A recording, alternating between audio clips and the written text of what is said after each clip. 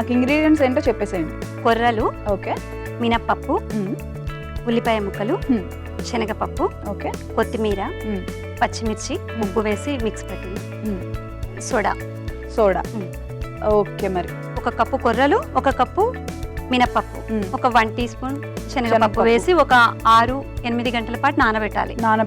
Okay, అప్పుడే మనకి millets అనేది పూర్తి స్థాయిలో పోషకాలు అందుతాయి కదా, అందుకోసమని. అదే బియ్యం అయితే మనకు ఒక 2 అవర్స్ నాన్న సరిపోతుంది. కొర్రలు కాబట్టి కంపల్సరీగా 5 అవర్స్ లేదా 6 అవర్స్ లేదంటే 1 నైట్ ఓవర్ నైట్ నానబెట్టచ్చు. ఆ తర్వాత వీటిని నానిన తర్వాత మెత్తగా మన పొంగనాల పిండిలాగా మిక్సీ పట్టుకోవాలి. Okay okay. ఈ పిండిని కలిపే ముందు మనం స్టవ్ ఆన్ చేసి చిన్నగంటే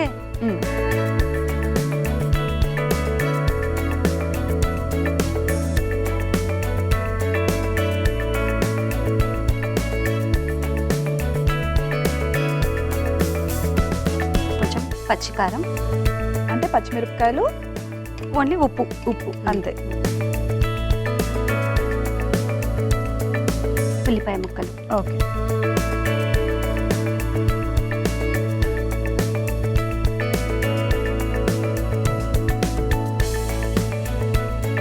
కొద్దిగా కొత్తిమీర. ఓకే,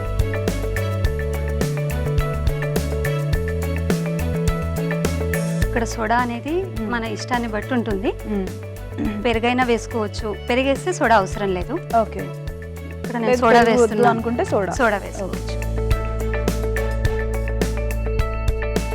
ఇప్పుడు వీటిని మిక్స్ చేసుకొని అవసరమైతే కొన్ని వాటర్ యాడ్ చేసుకుంటే ఓకే. సో ఓన్లీ అది మనం నానబెట్టుకొని మిక్సీ చేసిందే కొంచెం ప్రాసెస్, కానీ మిగతాదంతా ఈజీనే. సో ఆ బ్యాటర్ మనం రెడీ చేసుకొని ఉంచుకోవచ్చా?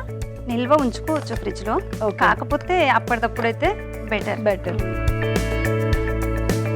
1 వీక్ అయినా పిండి అయినా పాడవదు. ఓకే,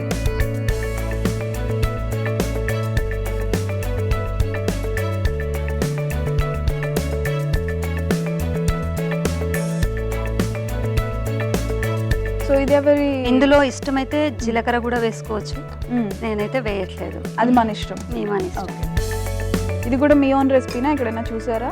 అంటే కామన్ గా మనం పొంగనాలు చేస్తుంటాం కదా ఇళ్ళల్లో. పొంగనాలు అంటే అక్కడ బియ్యాన్ని వాడే బదులు ఇందులో కొర్రలు కొంచెం హెల్త్ బెనిఫిట్స్ కోసం. ఓకే, ఇష్టమైతే క్యారెట్ తురుము, అది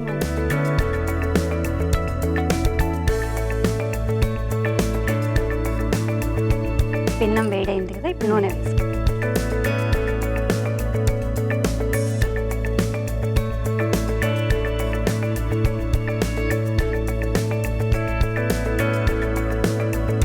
ఎవరి ఫేవరెట్ రెసిపీ మీ ఇంట్లో? ఇద్దరు పిల్లలు, నేను. అందరికీ ఇష్టమే. ఓకే, ఫస్ట్ది భక్షాలు. అది ఎప్పుడన్నా ఒకసారి, అంటే రెగ్యులర్గా చేస్తే స్వీట్ ఇష్టపడరు. సో ఇదంటే స్నాక్ ఐటమ్ లాగా చేస్తాం, ఉదయం బ్రేక్ఫాస్ట్ కానీ సాయంత్రం స్నాక్స్ లాగా.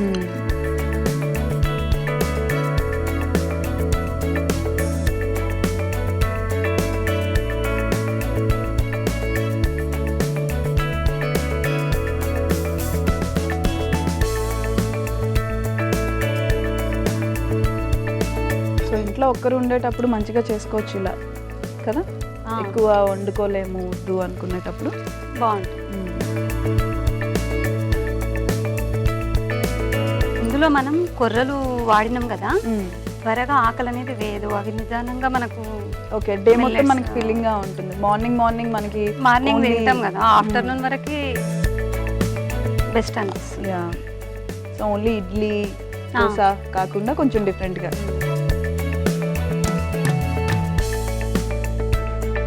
చూడండి, ఒకవైపు కాలిన తర్వాత రెండో వైపుకి తిప్పి కాల్చుకుందామా? Okay,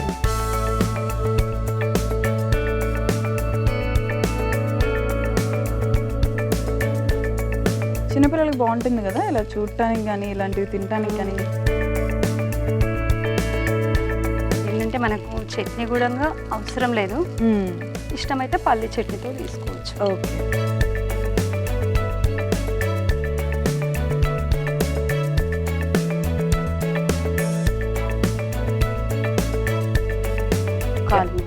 okay. వీటిని ప్లేట్లో తీసుకుంటాం.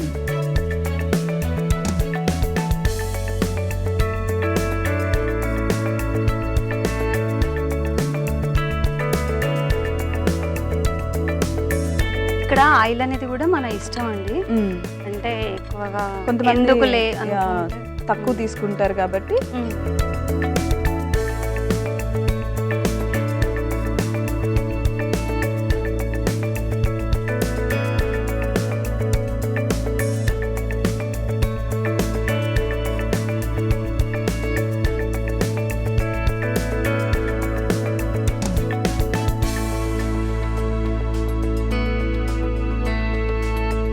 వీటిని ఈ ప్లేట్లోకి తీసుకో. ఓకే.